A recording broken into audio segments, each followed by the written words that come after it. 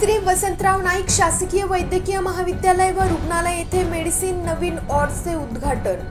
नमस्कार, मी Jayashree Sonawane, ब्लूस्टॉर्म TV news मध्ये आपल्या सर्वांचे स्वागत आहे आणि ही बातमी आहे यवतमाळ जिल्हा प्रतिनिधी रामभाऊ भोयर यांच्याकडून। यवतमाळ जिल्ह्यात viral fever, dengue, malaria, typhoid, diarrhoea अशा 7 रोगांचे प्रमाण वाढत असल्यामुळे औषधशास्त्र विभागात रुग्णसंख्या सातत्याने वाढत आहे।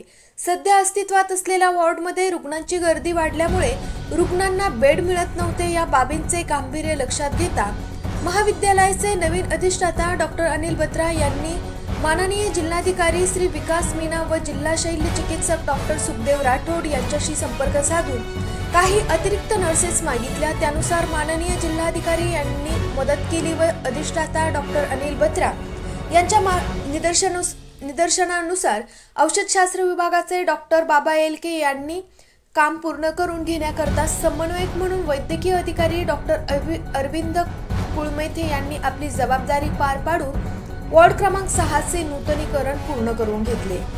अधिष्ठाता यांनी आवश्यक डॉक्टर्स, अंतर्वासी व कर्मचारी उपलब्ध करून दिल्याने दिनांक 13 ऑक्टोबर रोजी रुग्णालयाचे अधीक्षक डॉक्टर सुरेंद्र भुयार यांच्या हस्ते उद्घाटन होऊन सदर अतिरिक्त वॉर्ड रुग्णसेवेत दाखल करण्यात आला आहे।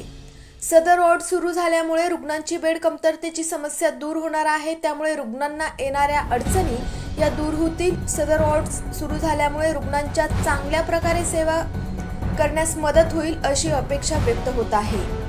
यावेळी औषधशास्त्र विभागाचे अध्यापक डॉक्टर गणेश जाधव, डॉक्टर शेखर घोडेस्वार, डॉक्टर तुषार खडसे, मेट्रन श्रीमती छाया मोरे, वंदना उईके, अनिता कुन्नगर, निशा अत्रे, किरण पांतावणे, पूनम खैरकार, कल्याणी मेश्राम, बीव्हीजीचे सुपरवायझर रुचिता थारकर, कक्षसेवक सुधीर व पदवीधर व अंतर्वासिता विद्यार्थी कर्मचारी आदी यावेळी उपस्थित होते।